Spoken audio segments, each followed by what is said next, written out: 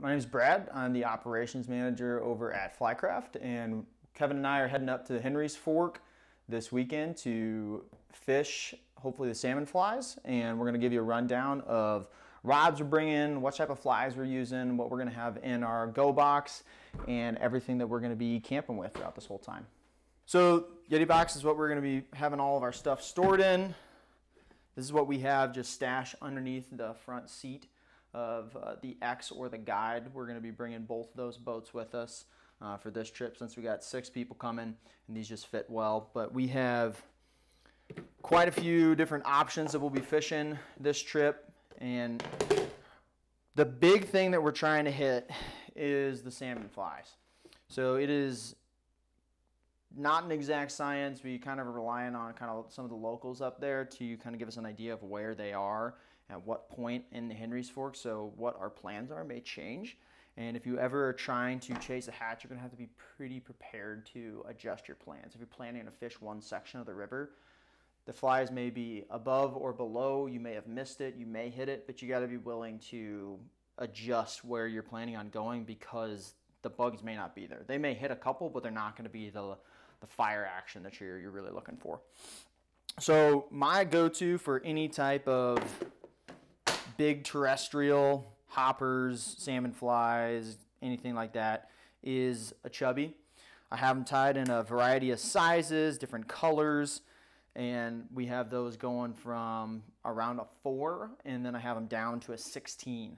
So 4 being much bigger, 16 being much smaller size flies for that. So if we see that we're getting tons of hits or they're trying to swipe at the big salmon flies, the salmon flies are legitimately 3 inches plus in size. If they're not able to hit those and actually take it, then we'll size down flies, and that's why we've got a variety of different sizes within that same kind of family. So that's kind of the objective, is to get takes on top, eating big chubbies. Then subsurface, the ticket has been Pat's Rubber Leg. This is probably one of the most used, most popular flies. And anywhere that there are big salmon flies and guys of that size, these are typically a ticket. So we're going to try and use those subsurface. And for some of the smaller guys, where we're going to be camping apparently is a huge dry fly area. And we're going to have caddis, any type of mayfly. We're going to bring ants as well. Ants, the bionic ant specifically, is one of my favorites to fish. So we're going to use that guy. And then subsurface, I've got a lot of Lance Egan patterns. We've got the Silver Lancer. We've got the Rainbow Warrior. We're going to be using a lot of Paragons and different colors and different shadings on those as well. But these are going to be kind of the core that we're going to be using if we aren't able to get anything on top, which is the objective. We'll switch to a hopper dropper of sorts, and then if we still aren't getting anything, then we'll switch over to Nymph rigs. For streamers, we've got Peanut Envies, Woolly Buggers, Sex Dungeons, and we'll probably switch up. I typically have more success with multiple medium-sized flies versus you throwing huge 5-6 inch streamers. Granted, the downside is you're probably not going to catch a absolute hog, but I just have found I've still caught pretty large size fish with throwing kind of the medium to smaller size streamers. Swim Coach is another one that's kind of like a smaller, maybe 3 inch articulated streamer that has been absolutely money with me. It has a lot of action. It dives down deep. I think it's probably my favorite streamer this year so far. But those are kind of the flies that we'll be using. And then if we need to, we'll set up a bounce rig and just fish nymphs if we have to, because we're not getting anything. We also have some inexperienced people coming, so that's going to be, sometimes it's easier for them. And it's more enjoyable if they get more action. So we'll just fish nymph rigs and hopefully get them on fish a little bit easier than trying to throw terrestrial 2 inches from the bank and hope a fish pounds it. So accuracy won't be as important, but then we'll still have a lot of different options. We'll have our entire bases covered. For rods, though, that we're going to be fishing these flies with, we've got a variety that we'll be using. we have this setup. So we have got Nymph rods, streamer rods. I have a foam specific rod that I use I specifically bought it for throwing foam this time of year. Then I have a dry fly rod and then a smaller dry fly rod that we'll use in camp only when we're just kind of like walking and wading around camp. But we have a 4-weight 10-foot Orvis Recon, and this is going to be the Nymph rod for my boat. The extra foot in length makes an absolutely remarkable difference whenever you're nymphing from a boat, even when you're on foot. But it seems to me make a substantial difference when you're on a boat. You can cast a lot farther, mend a lot easier. Just the nature of the 10-foot rod makes it way nicer. So that's going to be our nymph setup. Then I've got an H2 and a 7-weight and a 9-foot with a sink tip line that we'll be using to throw streamers. If we aren't getting anything on top, we'll try and fish streamers. I try and nymph as a last resort just because I don't like it anywhere near as much as fishing foam or streamers. And then after that guy, so we've got our 4-weight nymph rod, 7-weight streamer rod. Then we have our 6-weight Radian. This is a 9-footer, and this guy is I'm absolutely in love with. It is the best foam rod that I've found. It is super enjoyable to cast. So that is what we're going to primarily use to cast the big chubbies, the hopper dropper type of a setup. So that guy's probably going to get the most use this weekend, hopefully. And then we have a 5-weight Sage X that we'll be using as kind of the dry fly rod for the boat.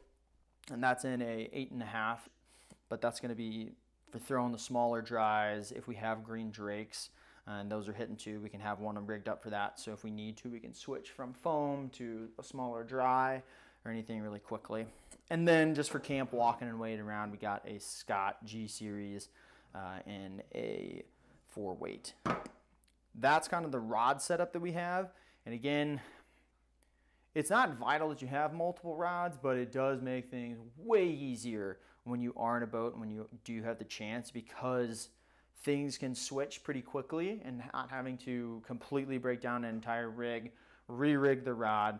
So if you have the option or you have buddies that you can combine rods with or borrow from somebody, having 3 to 5 rods in a boat can make your trip exponentially more enjoyable. So those are the rods we're bringing. That's some of the tackle and kind of flies that we'll be using, and we'll talk about more of those on the water as well. We talked about what we're going to be doing for fishing, what flies we're going to be using, primarily rods we're going to be using, but we also wanted to go through what we're actually going to be bringing to camp. So last time Kevin and I went out, we were in a apartment essentially, and now we're actually going to be out camping. So a lot of people probably don't have as much camping experience as they do staying in hotels, so we thought this may be helpful to kind of give you an idea of what we use and kind of like how our camp is set up. So my wife is going to be joining us on this trip. So I have a REI Half Dome 2+ tent. So that's going to be the tent that we're going to be using, and it's just enough for us and a dog. It's not much else for anybody. So you're trying to have 3 people, get a bigger tent. And my wife also had some back problems a couple years ago, and they've since been resolved, but in that process, we were trying to figure out a great way to have her back not hurt, and we came up with a really good system that is so cushy now, she doesn't want to go without it. And that is a Therm-A-Rest Backpacking Cot. So it's pretty small, doesn't take up a ton of space in the car, but it keeps you about 2, 3, 4 inches off the ground. And then we pair that with a gargantuan 3.5-inch mega pad that is just like sleeping on a cloud. So we have this that we're staying in. She'll be sleeping on the cot with this on top of it, and it is a absolute way to sleep like a king or queen. And then I've got another one of these that I'll just put next to it and I'll just sleep on the ground with. But these guys in total, I think were like $200.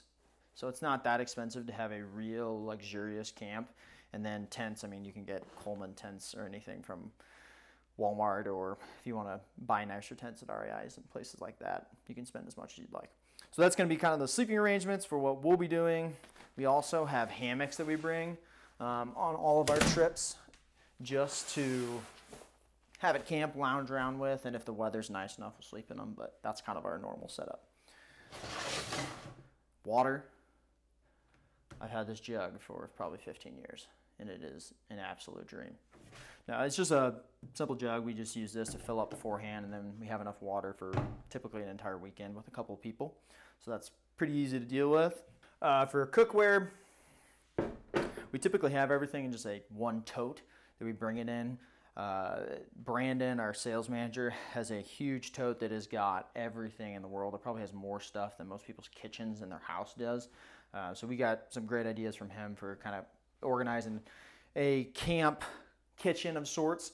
And ours is essentially, we've got a large 2-burner stove. This is not backpacking. This is car camping for sure. We've got a 12-inch skillet, an 8-inch skillet. We have some saucepans. And then from there, any cooking that we need to get done is done on there. They just come with little Coleman size butane torches, and we'll cook everything that we need here. And if we need to boil water, I just bring a small one of these guys so it kind of heats up quick and moves on, gets out of the way quickly. For electronics that we bring, like a lot of light, so each of us will have a headlamp, and I've got backup headlamps on top of that. We have small, these are just bike lights, but they're extremely bright. So we have these for camp, and then anytime that we're doing any camping, when we have tabletops or a place to hang anything, I use one of these black diamond lanterns that works really well. We'll charge up 2 battery packs before we go as well, and that'll give us all a charge for our phones for the whole weekend. We're not doing anything else, so this is all we really need. And then after that is really just kind of like the fun games and things we have at camp. So if we aren't actually dry fly fishing at camp and things aren't great, we play Coob. This is a yard game. I think somebody may bring a spike ball, but other than that, those are kind of the camp essentials we have, how we have things set up, how we cook, and what we're going to do. So now we're going to go over just a brief overview, kind of the clothing we bring. It's kind of in this in-between season where you could wet wade, but you also may not want to. So we're bringing waders. We're probably going to use them, but it may also get too warm. So we're kind of covering our bases. It's definitely not a no wader yet season for me, at least. So I've just got my Redington Sonic waders and Prowler boots. Those are fantastic. Use them. But for most of what we're going to be doing, and because we're on a boat too, it makes it a little bit easier. You don't necessarily have to wear waders, but you can if you want to. But we have lightweight sun shirts, so anything that you're going to need, sun protection, it makes things a lot easier. I also think it keeps me cooler.